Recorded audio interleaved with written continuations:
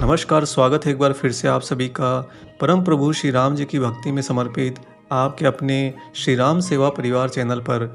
दोस्तों, भारत के दक्षिण राज्य तमिलनाडु में एक इलाका है पंबन द्वीप और दूसरी तरफ है श्रीलंका देश। बीच में समुद्र और मन्नार की खाड़ी आती है।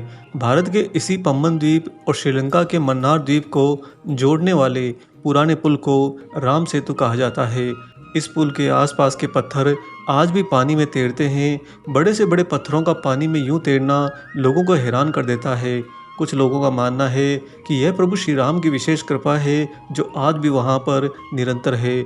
हमारे महाकाव्य रामायण के मुताबिक सीता को लंका के राजा रावण के कब्जे से छुड़ाने के लिए भगवान श्री राम को जब लंका जाना था तो उन्होंने सुग्रीव की वानर सेना की मदद से यह पुल बनवाया था। इसके साथ ही रामायण में यह भी लिखा है कि पत्थरों को पानी पर तैराने के लिए उन पर भगवान राम का राम नाम लिखा गया था। भगवान का नाम लिखने की वजह से ही ये पत्थर पानी पर तैरने लगे थे और उस समय बिना किसी चूना पत्थर के भी इतना लंबा पुल बनाया जा सका।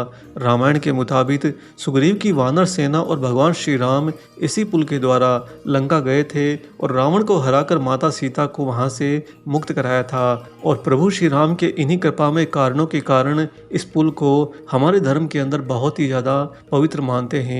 लेकिन दोस्तों, क्या आप जानते हैं कि इस राम सेतु को स्वयं भगवान श्री राम ने तोड़ दिया था? जी हाँ, आज आपको एक खास चौंकाने वाली जानकारी बताएंगे। वीडियो के अंत तक बने रहिएगा और साथ ही वीडियो को लाइक कर दीजिए। दोस्तों, हमारे महान पुराणों में से एक है पद्म पुराण। पद्म पुराण के अनुसार जब रामायण के युद्ध के पश्चात रावण का वध करके स्वयं अयोध्या लौट आए थे और अयोध्या का राजा बनने के बाद में एक दिन भगवान श्री राम को विभीषण का विचार आया। उन्होंने सोचा कि रावण की मृत्यु के बाद में विभीषण किस तरह से लंका का शासन कर रहे हैं, उन्हें वहां पर कोई परेशानी तो नहीं होती है। जब श्री राम ये सोच रहे थे उसी समय वहां पर उनके छोटे भाई भरत भी आ गए। भरत ने आते ही पूछा कि भैया किस विचार में पड़े हो। भरत के पूछने पर प्रभु श्री राम ने उन्हें पूरी बात बताई। ऐसा विचार मन में आने पर भगवान श्री राम ने लंका जाने की सोची। भरत भी उनके साथ में जाने के लिए तैयार हो गए। तब अयोध्या की रक्षा का पूरा भार भ्राता लक्ष्मण को सौंपकर स्वयं प्रभु श्री राम एवं भरत दोनों ही पुष्पक विमान पर सवार होकर लंका चले गए। लंका की ओर जाते हुए रास्ते में किष्किंधा नगरी आती है और यह किष्किंधा नगरी महान कपिराज सुग्रीव की नगरी है।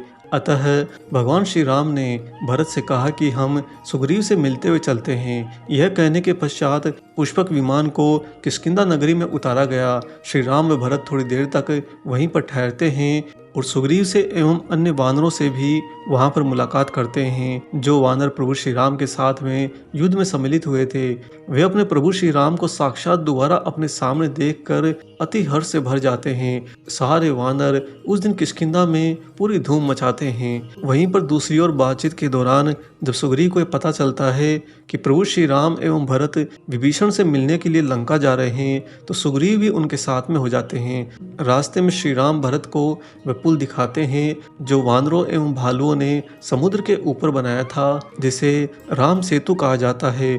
वहीं पर दूसरी ओर लंका में जब विभीषण को ये पता चला कि प्रभु श्री राम भरत एवं सुग्रीव लंका आ रहे हैं तो उन्होंने पूरे नगर को सजाने के लिए आदेश दिया। विभीषण श्री राम भरत एवं सुग्रीव से मिलकर बहुत खुश होते हैं। दोस्तों, विभीषण की उस मुलाकात के दौरान प्रभु श्री राम भरत और सुग्रीव 3 दिनों तक लंका में ठहरते हैं और विभीषण को वहां पर प्रभु श्री राम धर्म अधर्म का पूरा ज्ञान देते हैं। साथ ही कहते हैं कि तुम हमेशा धर्म पूर्वक इस नगर पर राज्य करना। उनके ऐसा कहने पर विभीषण उन्हें वचन देते हैं कि हे प्रभु, जैसी आपकी आज्ञा है उसका अंतिम श्वास तक मैं पालन करूंगा। इसके बाद जब प्रभु श्री राम पुनः अयोध्या जाने के लिए पुष्पक विमान पर बैठने लगते हैं तभी विभीषण उनके समीप आते हैं और हाथ जोड़कर उनसे कहते हैं कि प्रभु श्री राम, आपने जैसा मुझे कहा है ठीक उसी तरह मैं धर्म पूर्वक यहाँ पर राज्य करूँगा। लेकिन इस पुल यानी कि राम सेतु के मार्ग से जब मानव यहाँ आकर मुझे सताएंगे तो उस स्थिति में मुझे क्या करना चाहिए, वहाँ पर धर्म क्या कहता है, कृपया जाने से पहले मुझे इतना बता दीजिए। दोस्तों, जब विभीषण ने यह प्रश्न प्रभु श्री राम से पूछा तो विभीषण के ऐसा कहने पर प्रभु श्री राम ने वहीं लंका के महल में खड़े खड़े अपने तीव्र दिव्य बाणों से उस राम सेतु के 2 टुकड़े कर दिए। फिर 3 भाग करके बीच का हिस्सा भी अपनी बाणों से तोड़ दिया। तत्पश्चात प्रभु श्री राम, सुग्रीव और भरत वापस पुष्पक विमान के द्वारा अयोध्या लौट आए। इस तरह प्रभु श्री राम ने स्वयं ही राम सेतु को तोड़ा था।